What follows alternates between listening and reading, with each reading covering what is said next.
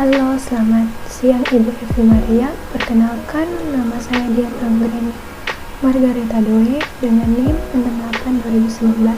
68-2019-092. Di sini saya juga akan memperkenalkan nama anggota kelompok saya, ada Leja Santia Mahulai dengan NIM 68-2019-148 dan juga Alvin Karya dengan NIM 68-2019-113. Untuk studi kasus kelompok kami dari perusahaan yang kami audit yaitu PT Pos Indonesia. Sedangkan subdomain yang saya audit yaitu subdomain dari APO01. Oke, berikut masuk pada hasil dan pembahasan.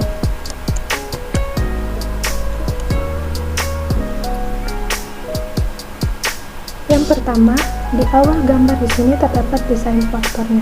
Nah, desain faktor sendiri merupakan sebuah faktor yang dapat mempengaruhi desain sistem tata kelola suatu perusahaan dan memposisikannya untuk keberhasilan dalam penggunaan informasi dan teknologi.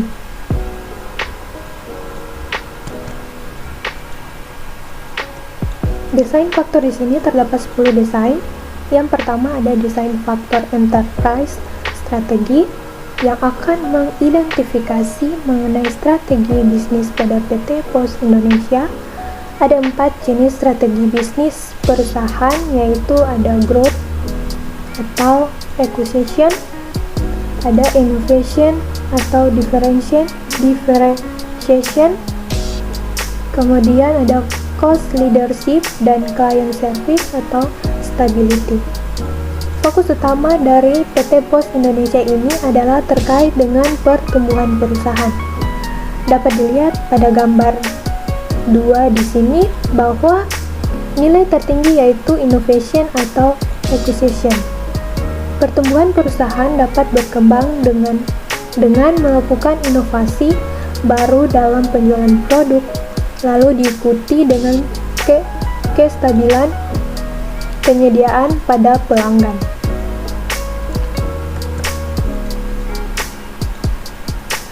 Yang kedua ada desain faktor enterprise goals yang akan membahas mengenai tujuan bisnis pada PT Pos Indonesia. Pada COVID 2019 terdapat 13 jenis tujuan bisnis perusahaan. Pada gambar 3 di sini yaitu enterprise goal, dapat dilihat bahwa enterprise goal 03 yaitu kepatuhan dengan undang-undang dan peraturan eksternal, sedangkan enterprise goals 08 yang mengoptimalkan fungsi proses bisnis internal. Kemudian untuk enterprise goals 10 tentang motivasi dan produktivitas, dan yang terakhir ada Enterprise Goals 12 merupakan program transformasi digital. Yang ketiga ada desain faktor risk profile yang nanti akan mengidentifikasi resiko yang dimiliki perusahaan PT Pos Indonesia. Dari hasil penelitian ini bahwa serang logis atau logical attacks merupakan risk rating sangat tinggi pada PT Pos Indonesia. Hal ini dikarenakan dalam rancangan tata kelola sistem informasi pada perusahaan ini memperlihatkan detail terkait transaksi dan layanan. Kemudian yang keempat, desain faktor IT dan related issues. Membahas permasalahan terkait IT yang dihadapi PT Pos Indonesia. Banyak permasalahan yang sering didapatkan dalam perusahaan seperti kurangnya keamanan data, kemampuan SDM dalam penggunaan IT masih lemah, pelanggaran keamanan, jaringan internet yang kurang mendukung. Contoh tersebut terjadi dan dialami oleh perusahaan PT Pos Indonesia. Kemudian yang kelima, desain faktor threat landscape yang akan mengidentifikasi tipikal ancaman yang dialami oleh PT Pos Indonesia ini. Terdapat dua level ancaman, yaitu ancaman level normal dan tinggi. Pada gambar 6 dapat kita lihat ancaman normal memiliki 68% dikarenakan pada saat perusahaan beroperasi, ancaman-ancaman tersebut dapat dikontrol oleh perusahaan. Ancaman tersebut diantaranya adalah koneksi internet ataupun perangkat keras yang tidak dapat beroperasi dengan baik. Yang keenam, design faktor compliance requirement. Desain faktor kelima ini yang akan membantu PT Pos Indonesia dalam klasifikasi subjek-subjek yang dibutuhkan untuk beroperasi. Nilai normal mencapai 77% karena PT Pos Indonesia telah memenuhi peraturan dan persyaratan pada industrinya, yaitu peraturan perusahaan, IMB atau izin mendirikan bangunan, dan akte pendirian bangunan, kemudian NPWP atau nomor pokok wajib pajak. Yang ketujuh, desain faktor rule of IT yang akan mengidentifikasi peran IT dalam pengelolaan pada PT Pos Indonesia. Peran IT dalam perusahaan terdiri dari 4 bagian, yaitu support, factory, strategi, dan turnaround. Strategi merupakan nilai tertinggi, yaitu karena penggunaan IT pada PT Pos Indonesia mempunyai dampak besar. Hal ini dikarenakan dengan menggunakan IT memudahkan PT Pos Indonesia dalam menjalankan proses bisnisnya. Lanjut pada desain faktor yang ke-8 mengenai sourcing model of IT. Berhubungan dengan sumber model IT pada PT Pos Indonesia. Sistem informasi ataupun teknologi informasi dalam PT Pos Indonesia menggunakan layanan 3 pihak, yaitu outsourcing bernilai 25% karena PT Pos Indonesia masih memerlukan sumber daya untuk menghasilkan produk layanan yang cenderung susah atau rumit.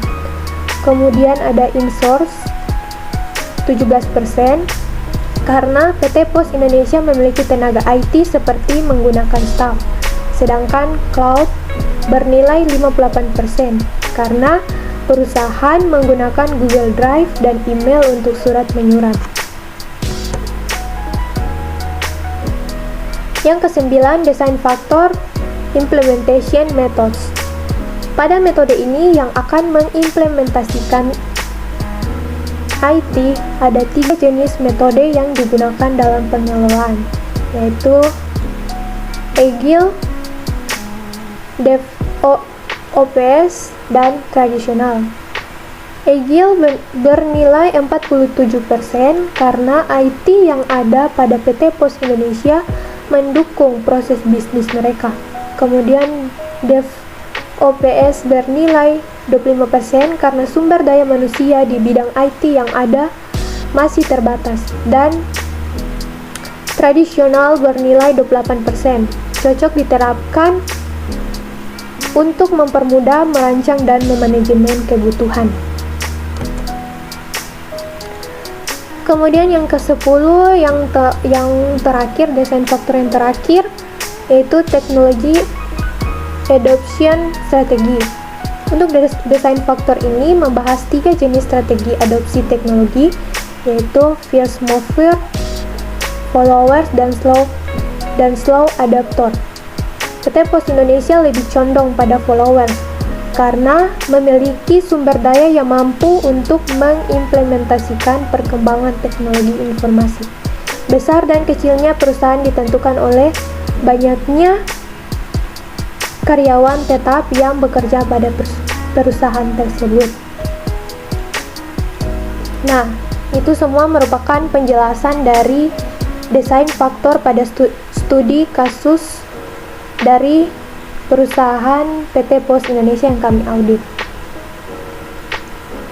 Kemudian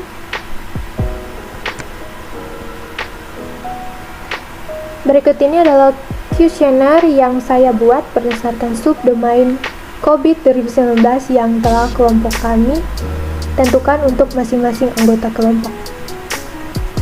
Di sini untuk subdomainnya yang saya gunakan yaitu subdomain APO01. Untuk slide ini merupakan identitas dari respondennya. Ada nama responden, email, unit kerja, dan organisasi atau perusahaannya. Di sini dapat dibaca nama-nama dari responden tersebut, kemudian jabatan mereka.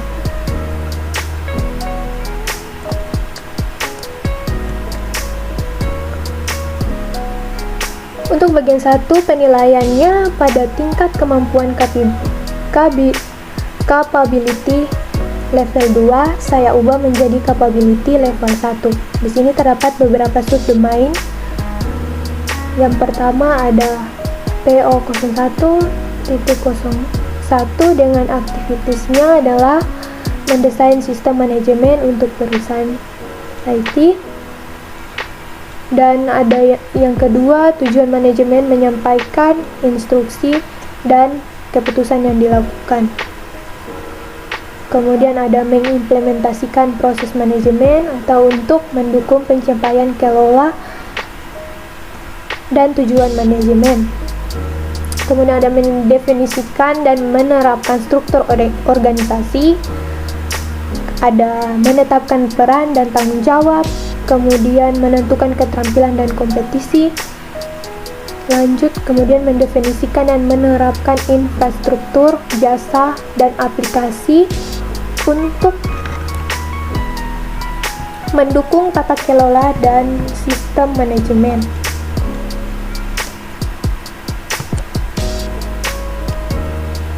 Kemudian untuk bagian 2, lanjut pada bagian 2, penilaian capability-nya sama. Capability level di sini merupakan capability level 3. Namun saya ubah menjadi capability level 2. Juga sama seperti slide selanjutnya.